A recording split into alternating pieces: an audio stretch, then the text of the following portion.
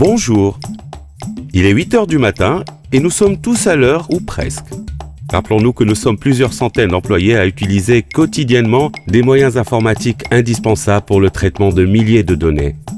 En plus de nos neurones qui ne chôment pas, nos ordinateurs, nos imprimantes et nos serveurs carburent à longueur de journée au service de nos clients.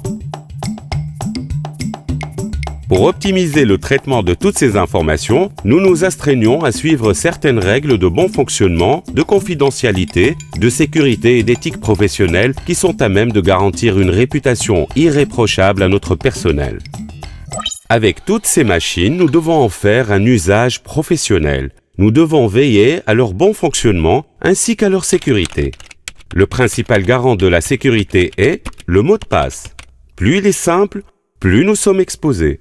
Par exemple, souvent nous proposons des mots simples, son nom tout court ou sa date de naissance, ou aussi les noms de ses enfants.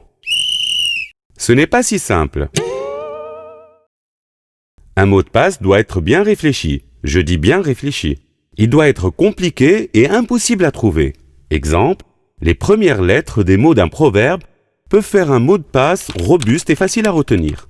Plus il est robuste et plus nous sommes protégés. Et comme nous serions responsables des préjudices occasionnés par un tiers, qui aurait utilisé notre mot de passe pour envoyer des messages indésirables au nom de l'utilisateur du PC, nous avons tout intérêt à le garder bien secret.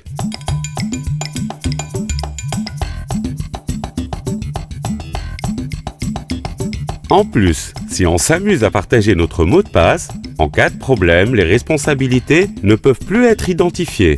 Et avec les collègues, bonjour les dégâts.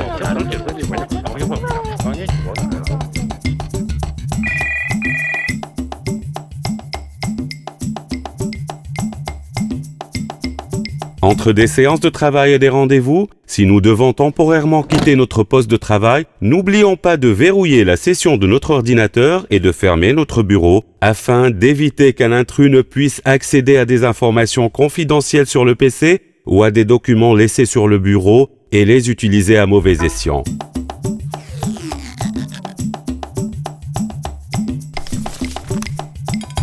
Personne ne souhaite courir un tel risque.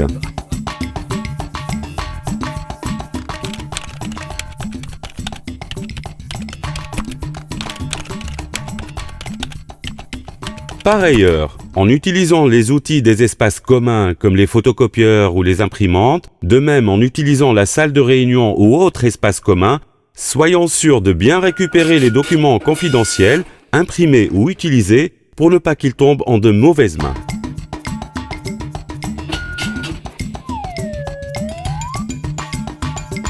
En réunion ou ailleurs, et en dehors d'un processus de travail défini, abstenons-nous de communiquer des informations confidentielles de la banque ou de nos clients. Par exemple, dévoiler des stratégies, des plans de financement, car ceux-ci seraient en droit de porter plainte contre notre établissement.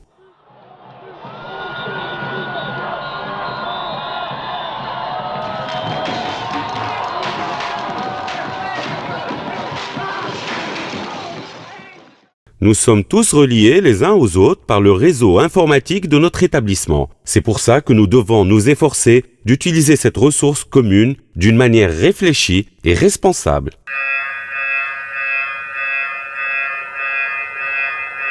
Nous ne devons pas tenter d'accéder aux informations non autorisées, tout comme il nous est interdit de nous introduire dans des systèmes informatiques externes.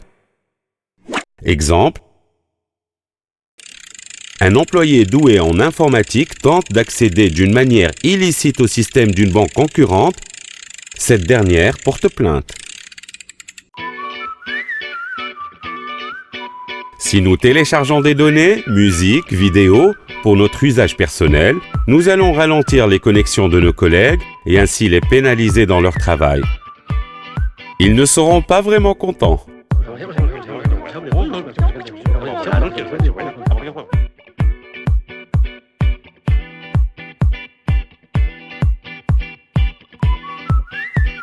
Sans oublier que certains de ces téléchargements pirates pourraient même infecter notre système avec de très vilains virus.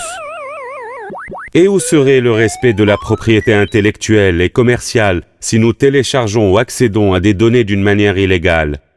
En plus, n'oublions pas qu'en matière d'informatique, la loi punit ceux qui s'adonnent à de telles pratiques. En suivant ces règles élémentaires, nous faisons preuve d'un professionnalisme qui sert directement l'image de marque de notre entreprise pour la plus grande satisfaction de notre client.